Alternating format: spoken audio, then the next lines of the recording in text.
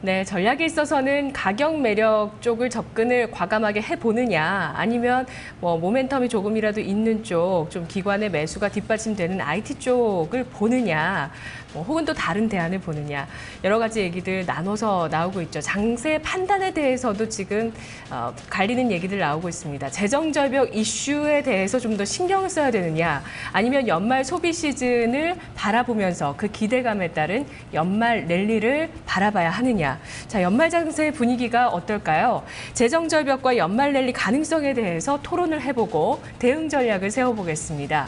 오늘 송기현 전문가, 대신증권 김현웅 PB, 뉴스토마토 박남숙 기자 세 분과 함께하겠습니다. 세 분 안녕하세요. 네, 안녕하세요. 네, 박남숙 기자, 재정절벽 이슈가 증시의 빅 이슈로 부각되고 있습니다. 왜 이렇게 이슈가 되고 있는지 짚어주시죠. 네, 미국 대통령 선거가 오바마 대통령의 재선으로 끝나면서 정책에 대한 불확실성은 해소됐습니다만 이후 글로벌 증시를 끌어내린 것은 바로 다가올 미국 재정절벽에 대한 불안감 때문이었습니다. 투자자들은 장중 지속적으로 언급되는 재정절벽에 투자 심리가 위축될 수밖에 없는데요. 이 재정절벽은 정부의 재정 지출이 갑작스럽게 줄거나 중단되면서 경제에 충격을 주는 현상입니다. 미국 의회가 예산안을 합의하지 않으면 소득과 배당, 자본소득의 세율이 내년 1월 1일부터 상향 조정되고 국방과 또 기타 국내 부문의 연방정부 지출이 1,100억 달러 자동 삭감됩니다. 이에 따라서 내년 1월부터 연봉 25만 달러 이하 가게는 일주일에 20달러씩 세금을 더 내야 하는 상황인데요. 소비가 위축되는 것은 불을 보듯 뻔한 일입니다.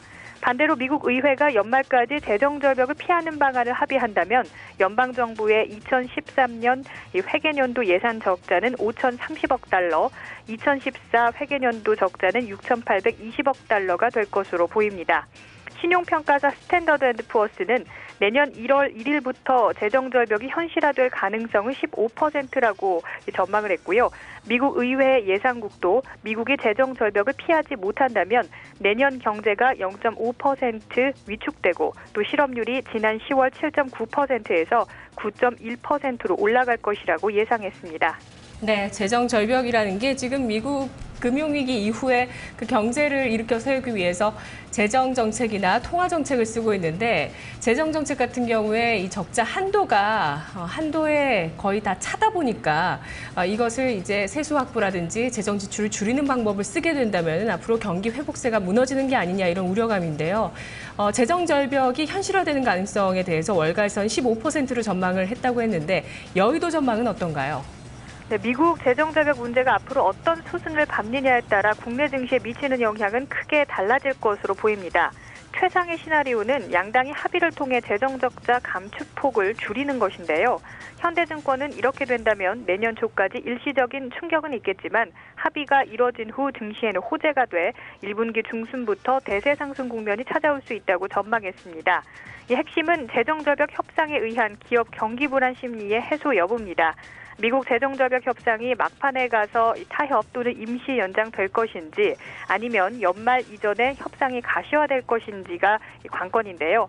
여의도에서는 현재로서 그 향방을 예단하기 어렵다면서 당분간 불확실성 연장 국면에 위치할 가능성이 높다고 보고 있습니다. 반면 미국의 재정절벽을 완전히 피하긴 어렵겠지만 오바마 대통령이 추가적인 대책을 내놓을 것이라고 보는 의견도 있습니다. 한국투자증권은 양적 완화 정책 등 통화 정책이 지속적으로 실시될 전망이고, 또 미국 소비자가 소비를 할 수 있도록 주택 경기 부양을 위한 추가적인 대책이 나올 가능성이 높다고 말했습니다. 네. 자, 재정 적자 문제가 비단 유럽만의 문제가 아니라는 겁니다. 미국에서도 이렇게 또 큰 문제로 부각이 되고 있고, 이에 따라서 내년도 경기에 대한 불확실성이 커지고 있다는 측면, 또 더 증시에서 크게 우려하고 있는 대목인 것 같은데요. 송기현 전문가님, 네. 재정절벽의 현실화 가능성이 얼마나 된다고 보시는지, 그리고 현실화 됐을 때 우리가 증시에서 또 어떻게 대응을 해야 되는 것인지 말씀해 주시죠. 네, 재정절벽이 현실화될 가능성은, 그러니까 급격하게 6천억 달러의 규모에 달하는 그런 세금 인상과 재정 지출, 정부 지출 삭감이 바로 이루어질 거라고 생각은 하지 않습니다. 그런 식으로 6천억 달러 규모가 규모의 그런 재정 절벽이 현실화가 된다고 하면은 미국에 상당한 경제적 충격이 있을 거라는 것은 불보듯 뻔하기 때문에 아마 공화당과 그다음 민주당이 적절한 합의점을 찾지 않을까 이렇게 판단하고 있습니다. 그런데 만약에 이제 재정 지출에 대한 그 재정 절벽에 대한 그런 불확실성이 지금 시장에서 이미 지금 반영이 되고 있는 그런 상황입니다.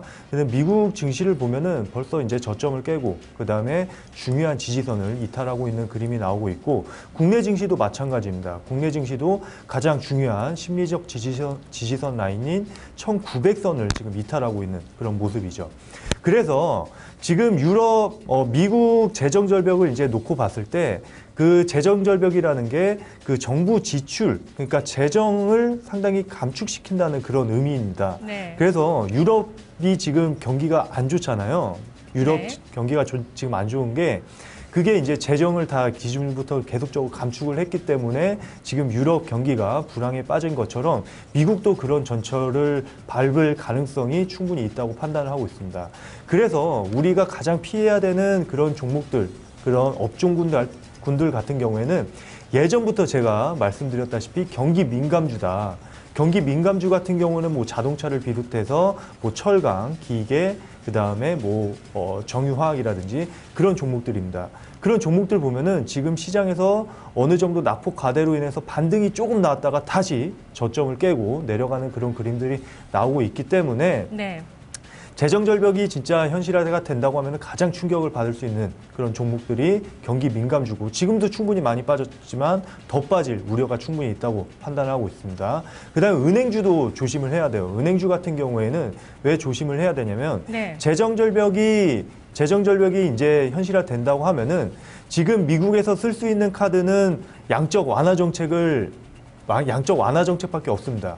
그 QE3까지 지금 진행이 됐는데 QE4도 나올 수 있고 그런 양적 완화 정책밖에 나올 게 없다. 초저금리가 계속 유지될 수밖에 없는 그런 상황이기 때문에 뭐 당연히 우리나라도 미국 따라갈 수밖에 없겠죠. 그래서 이런 제로금리, 그다음에 초저금리는 앞으로 진행이 될 수밖에 없기 때문에 네. 은행주도 에데 마진이 별로 좋지 않을 겁니다. 그래서 은행주도 많이 힘들어질 것으로 판단하고 있습니다. 예, 재정 절벽이 현실화됐을 때 단기적으로 피해야 되는 섹터들에 대해서 얘기를 해주셨습니다. 김현웅 PB님. 네. 재정 적자 문제, 미국 쪽의 이 문제가 뭐 이번이 처음은 아니잖아요. 작년 같은 경우에도 뭐 재정 적자 한도 올리는 것 때문에 참 난항이 많았었잖아요. 네. 예, 또 이제는 재정 절벽이 나옵니다. 자, 현실화 되겠습니까? 또 대응 방법은 어떻게 해야 될까요? 네, 일단 현실화가 되기는 조금 시간이 좀 많이 걸리지 않을까 그렇게 보고 있습니다. 일단 재정 절벽이라는 것은 어떻게 보면은 정치적인 영역이기 때문에 단기간에 또 해소가 되기도 또 한편으로는 좀 어렵습니다. 그래서 주식 시장이 좀 잠재적인 우려로 이렇게 계속적으로 이렇게 시장에 안 좋은 심리로 작용을 할 가능성이 높고, 하지만 이제 죄수의 딜레마처럼 극단적으로 이렇게 현실화될 가능성은 또 한편으로 또 낮아 보이는데요. 결국에는 민주당, 공화당 모두 리스크가 현실화됐을 때 충격을 모두 인지하고 있기 때문입니다. 작년에도 앵커님께서 말씀해 주셨다시피 부채 한도 협상 실패로 네. 그때 굉장히 힘든 상황에 빠졌던 그런 경험을 갖고 있기 때문에 그런 학습 효과로 인해서 이번에는 현실화가 되기는 오히려 좀 어렵지 않을까, 그게 결론이고요. 네. 결론적으로 저희가 이제 재정 절벽이 굉장히 좀 현실화될 경우 좀 피해야 할 종목이 있고, 어떤 연말 랠리가 진행돼도 좀 가져가야 할 종목이 있는데, 그것은 사실 어떤 이슈에 따라서 그런 것이 아니라 결국에는 항상 이슈를 떠나서 저희가 항상 생각해야 되는 부분입니다. 오를 이유가 없는 업종은 재정 절벽이 현실화됐을 때 더 시장이 빠질 때는 더 낙폭이 더 심할 것은 당연하기 때문입니다. 네. 업황이 회복이 안 된 소재 업종이라든지 정유, 화학, 철강이라든지 그리고 이제 재정 절벽에서 화석에너지, 에너지 보조금 축소 얘기까지 나오고 있습니다. 40억 달러 정유 업종에 축소한다라고 얘기가 나왔는데, 역시 정유 업종이라든지 그런 소재 업종들 같이 글로벌한 현상으로 다 같이 영향을 받을 가능성이 또 높겠죠. 그리고 전체적인 경기 민감 업종도 시장의 하락과 함께 당연히 조정받을 가능성이 높습니다. 건설, 금융, 조선 이렇게 업황이 회복이 되지 않은 경기 민감 업종은 좀 피하셔야 되지 않을까 보고 있습니다. 예, 뭐 이슈가 이게 나오든 저게 나오든 중요한 게 아니라 업황이 안 좋은 쪽은 무조건 피해야 된다 쪽으로 결론을 내주셨네요. 미국의 재정 절벽, 그 재정 개혁의 필요성은 이번뿐만 아니라 1990년대에도 있었습니다. 1993년 8월에 재정 개혁이 이루어진 이후에 IT주 같은 경기 민감주가 흐름이 좋았다는 데이터도 나오고 있습니다. 자, 여의도의 의견 좀 더 들어보겠습니다. 자, 이제 다른 얘기, 연말 랠리 얘기해 볼 텐데요. 박남숙 기자.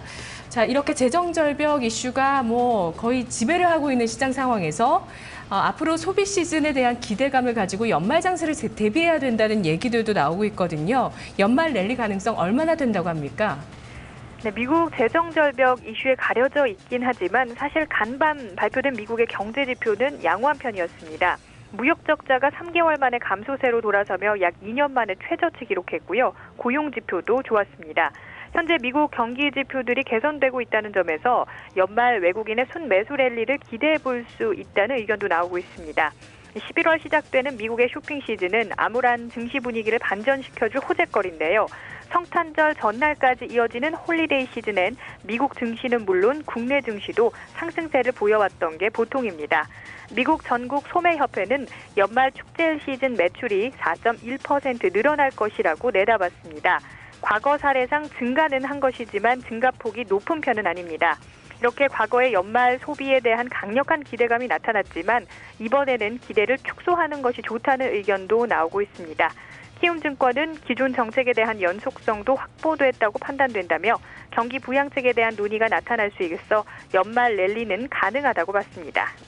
네, 다만 기대치를 낮춰야 된다는 의견도 있고요. 또 일각에서는 증권가 의견 중에 뭐 전체적인 랠리보다는 종목별 차별화 장세가 랠리 형식으로 나타날 거다 이렇게 보는 쪽도 있더라고요. 송기현 전문가님, 연말 랠리 기대 어느 정도 하십니까? 또 꼭 가져가야 될 섹터는 어느 쪽일까요? 네, 뭐 글쎄요, 뭐 재정 절벽이 나올지 아니면은 뭐 연말 랠리가 나타날지는 솔직히 잘 지금 상황에서는 판단이 상당히 좀 어려운 것 같고요. 그런데 종목별로 접근을 한다고 하면은 훨씬 더 명확하게 그림을 그릴 수 있다고 판단을 하고 있습니다. 만약에 지금 이 구간에서 이제 주식을 담는다고 하면은 제가 방금 여기 표로 나오는 종목군들 위주로 좀 편입을 시키는 게 좋지 않을까 이렇게 판단하고 있습니다. 네. 일단은 IT 같은 경우에는 최근에 상당히 시장 대비해서 좋은 흐름을 지금 유지를 하고 있고요. 그 다음에 헬스케어 쪽은 상당히 좀 눈여겨서 보셔야 되는 그런 업종입니다. 우리나라가 지금 최근 들어서 헬스케어 업종들이 지금 시장을 주도하고 있는 주도 섹터로 지금 부상을 하고 있는데요. 우리나라에서만 국한되는 그런 현상이 아니라 지금 미국뿐만 아니라 유럽, 전 세계적으로 그런 현상이 공통적으로 나오고 있다. 이런 것들은 뭐 지금 인구 고령화라든지 그 다음에 구조적인 뭐 오바마 케어라든지 뭐 그런 것들이 지금 반영이 되고 있다고 보시면 될 것 같습니다. 그래서 오바마 대통령이 재집권을 했기 때문에 이러한 모멘텀은 추가적으로 제가 봤을 땐 더 이어질 가능성이 높다고 판단이 들고 있고요.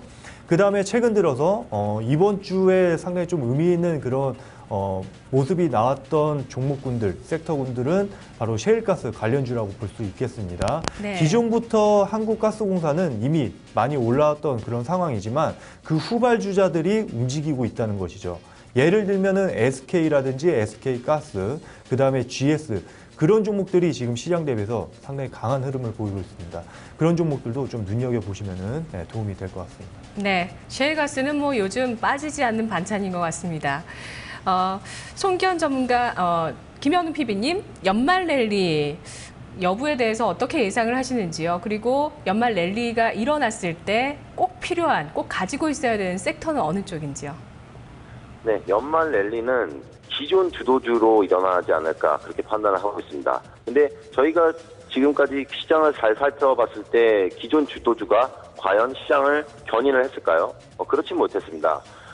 시장은 계속 빠지는데 기존 주도주들은 바카라 장세라고 했었죠. 소위 그 바카라 장세 봤을 때 시장이 계속적으로 급등한 게 아니고 그 업종의 극심한 차별화가 계속적으로 진행되어 왔습니다. 그것은 어떻게 보면은 오바마 정부의 그런 정책과 맞물리고 우리나라 정부의 정책과 맞물렸는데 결국에 오바마가 연임하지 않았습니까? 그래서 어떤 연말 랠리를 떠나서 시장은 빠지더라도 그런 주도주는 결국에 랠리를 할 것이다라는 것이 저의 결론이고요. 그런 종목으로는 역시 제가 재정별 절벽이 이슈가 되던 연말 랠리가 이슈가 되던 상관없이 그런 오르고 내리고를 떠나서 네. 그런 추세를 유지할 것이다라고 이제 말씀을 드리고 싶습니다. 역시 오바마 정부의 약달러 기조가 유지되는 것에 따라서 음식료를 포함한 중국 내수주 그리고 전통적으로 계절적 강세였던 제약, 바이오, 유통업종, 특히 섬유업종에 해당이 되겠죠. 그리고 단기적으로 환율이 계속적으로 이제 워낙 강세를 보이고 있는데 환율이 계속 떨어지고 있는데 속도 조절 가능성도 있어 보이거든요. 그것 때문에 주목을 받을 수 있는 것은 바로 최근 들어서 LED 디스플레이를 포함한 LCD 업종 그리고 네. 스마트 기기 업종, BH 같은 종목들이 다시 한번 마지막 레일을 보여주고 있죠. 이런 종목들이 해당이 되겠습니다. 네, 알겠습니다. 뭐 연말 랠리든 재정 절벽이든 장세 판단에 상관없이 꼭 가져가야 될 섹터, 오히려 답이 좀 간결하게 쉽게 나온 것 같아요. 뭐 장세 판단 뭐 차치하고 이걸 가져가야 된다라고 결론을 내주셨는데요. 자, 이제 거의 막바지에 왔습니다. 재정 절벽 우려인가 연말 랠리 기대인가 두 분의 선택부터 보도록 하겠습니다. 한 줄로 정리해 볼게요. 송기현 전문가 재정 절벽 우려가 더 크다. 또 김현웅 PB는 연말 랠리 기대를 봐야 한다고 주장하고 있습니다. 송기현 전문가님, 네네. 왜 이렇게 보시는지 이유 말씀해 주시고요. 네. 전략 세워주시죠. 네, 뭐 이렇게 말씀을 드리는 이유가요. 지금 뭐 시장에서 벌써 이제 재정 절벽에 대한 우려감들이 벌써 나타나고 있기 때문에 그렇게 말씀을 드린 거고요. 그 다음에 가장 중요한 거는 리스크 관리가 지금 시점에서 가장 중요한 거는 리스크 관리가 가장 우선시 돼야 된다고 판단을 하고 있습니다. 연말 랠리 충분히 올 가능성이 있습니다. 네. 그런데 연말 랠리를 대비를 하기 위해서는 지금 경기 민감주들에 대한 리스크 관리가 우선시 돼야 된다. 이렇게 판단을 하고 있습니다. 그래서 지금 시장 같은 경우에는 경기 민감주들 같은 경우에 빠르게 좀 대응을 해서 리스크 관리를 하시고 그 다음에 연말 랠리가 온다고 하면은 지금도 마찬가지로 좀 진행이 되고 있지만 지금 시장의 키워드, 그 다음에 앞으로의 시장의 키워드는 아마 종목별 차별화 장세가 아닐까. 그러니까 종목별 차별화. 이게 키워드로 부상이 되지 않을까 네. 이렇게 판단을 하고 있습니다. 뭐 예전부터 계속적으로 그런 그림들이 나타나고 있지만 지금 시장에서는 훨씬 더 그게 좀 심화되고 있는 그런 모습입니다.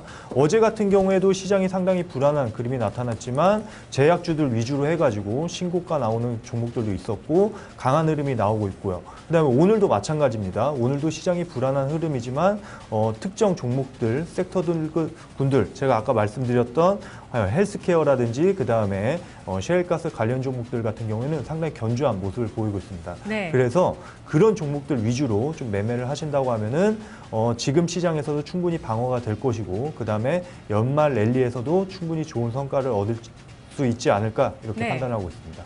뭐 전략은 두 분이 의견이 거의 비슷하시네요. 연말 장세 전망은 갈리고 있지만 전략에 대한 의견 거의 비슷한 것 같습니다. 그렇죠, 김현웅 PB님? 예, 맞습니다. 네. 제가 드리는 이제 그 이슈나우에서 드리는 마지막 전략이 되지 않을까 싶은데요. 일단, 아까 전 슬라이드에서 말씀드렸다시피 그 랠리가 없더라도 수익 날 업종은 여전히 랠리를 보일 것이다라는 게 결론이고요. 그런 업종으로는 뭐 중국 내수 업종, 셰일가스, 그리고 노령화 관련한 업종, 그리고 컨텐츠 업종, 뭐 기타, LCD, 시멘트 정도가 되겠습니다. 그래서 마지막으로 이제 백광산업, 화이트텍, 네이블, 성신양의 이 종목을 추천을 드리는데요. 일단 백광산업만 조금 간단하게 코멘트를 드리면 라이신을 만드는 회사죠. 근데 1,000만 톤을 그 공장을 갖고 있는데 500만 톤을 증설해서 1,500만 톤을 확보를 하게 되어 있고 됐고 그리고 라이신의 가격이 바닥을 찍고 이제 반등이 나오고 있습니다. 이 가격만 계산하더라도 시가총액 2천억 정도 목표가가 나오더라고요. 그리고 다른 사업부에서 매출이 나오면 그건 보너스고요. 그리고 외화부채가 많아서 환율 하락 수혜입니다. 이 백광산업 이렇게 조금 자세히 추천을 드리겠습니다. 네, 알겠습니다. 자, 오늘 금요일 이슈 나우였습니다. 다음 주부터 토마토TV 개편이 있고요. 또 우리 생방송 나우도 개편이 있거든요. 그동안 김현웅 PB님 매일 출연하시느라 수고 많으셨습니다. 어떻게 보면 저의 데일리 코너였죠. 그래서 이슈나우를 쉬어서 이제 조금 시원섭섭한 게 있는데요. 그래도 뭐 이 코너만 마지막이지 뭐 객장 파워리그, 조모 카운슬러, 현장 포커스, 토요일에 위클리까지 뭐 거의 일주일 내내 나오니까요. 그 시간에 뵙도록 하겠습니다. 네, 알겠습니다. 네, 오늘 이슈 나우 재정 절벽과 연말 랠리에 대해서 이야기 나눠봤습니다.